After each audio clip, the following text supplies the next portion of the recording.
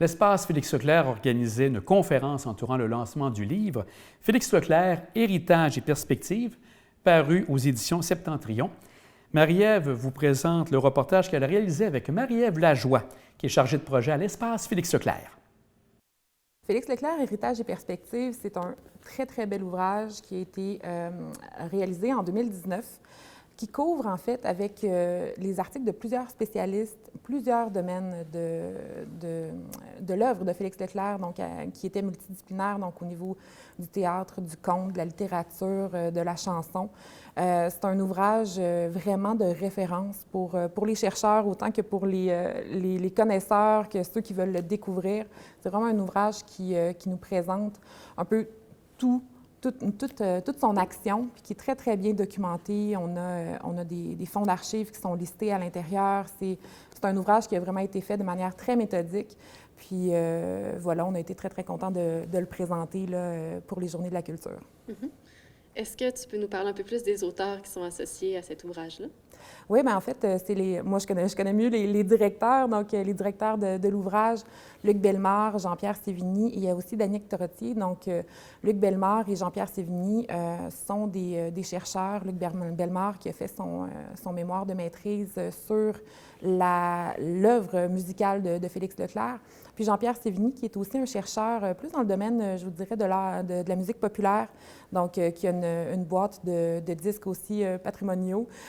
Donc, c'est deux chercheurs qui connaissent très, très bien l'œuvre de Félix Leclerc, puis qui ont accepté, avec également Aurélien Boivin, qui est également auteur dans ce livre-là, de faire partie d'un comité aviseur. Donc, on a créé ici à la Fondation Félix Leclerc. Donc, c'est un comité de scientifiques qui connaissent très, très bien l'œuvre de Félix Leclerc, puis qui nous aident, en fait, qui nous guident dans les différents projets qu'on met de l'avant.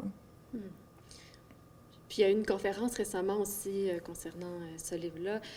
C'est quoi les points importants avec l'échange avec l'animateur, le représentant de Septentrion, Alex Tremblay-Lamarche? Oui, bien, en fait, cette conférence-là nous a permis de mettre en valeur le fait que Félix avait touché plusieurs disciplines, des disciplines qu'on lui attribue un petit peu moins, comme par exemple l'écriture. Souvent, les gens qui viennent ici à l'Espace Félix Leclerc sont un peu surpris de voir qu'il écrit des livres, donc que ce soit des petits contes ou des maximes ou des textes qui sont un petit peu plus courts, qui sont dans ses calepins, ou des romans comme Pieds nus dans l'aube, Moi, mes souliers. Donc, il y a ce volet-là de l'écriture de Félix Leclerc qui est un petit peu moins connu du grand public.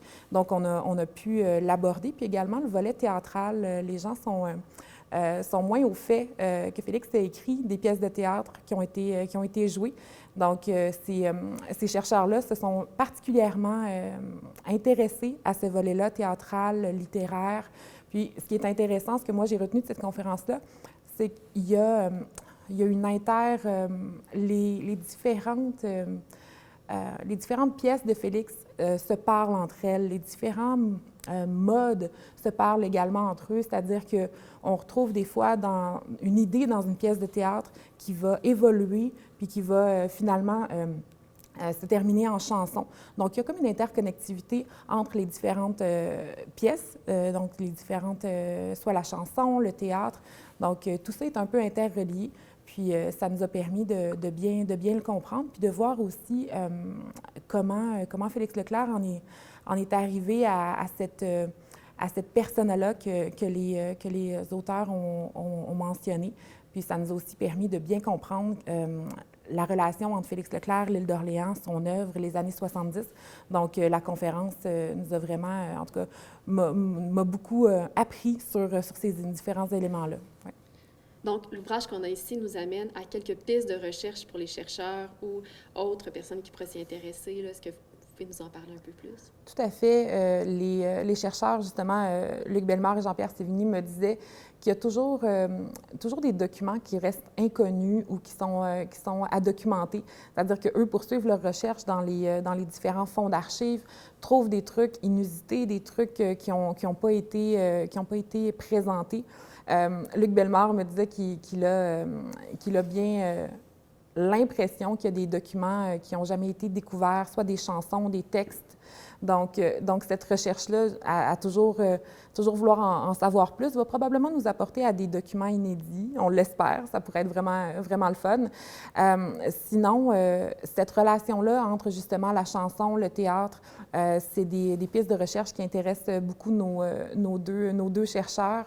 Puis l'idée d'en connaître un petit peu plus sur la relation entre Félix Leclerc et l'île d'Orléans, ça, c'est un volet qu'on chérit beaucoup ici à l'Espace Félix Leclerc. Donc, on va en ce sens-là là, au niveau des différents projets qu'on met de l'avant. Mais oui, moi, ce que j'en comprends, c'est que Félix Leclerc, c'est toujours un grand projet. C'est-à-dire qu'on pourra toujours en découvrir plus sur son œuvre ou sur l'homme. Là.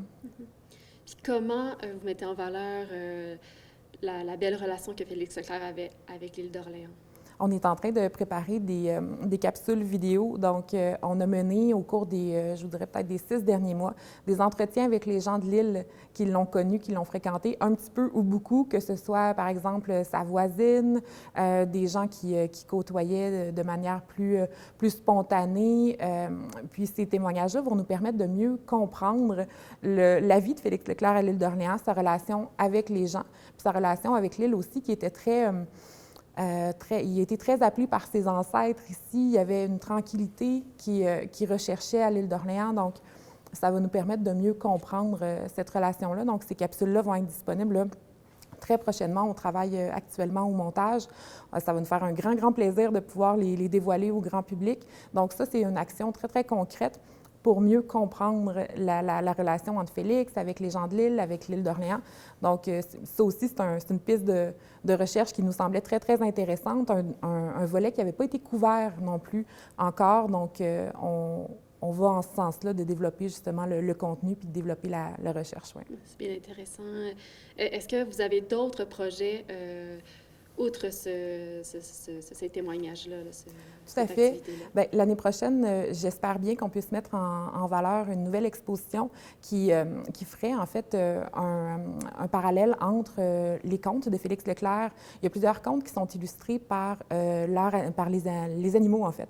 Félix Leclerc a mis en lumière des contes où les personnages, c'est des animaux. Puis on s'est dit que ce serait une bonne idée de faire parler ces contes-là avec l'art populaire, donc où justement les bestiaires animaliers sont très présents. Donc ça, c'est un autre moyen pour nous de rendre les textes, de rendre la littérature de Félix Leclerc accessible. Puis là, il y aura un volet jeune public là, qui pourrait être fort intéressant.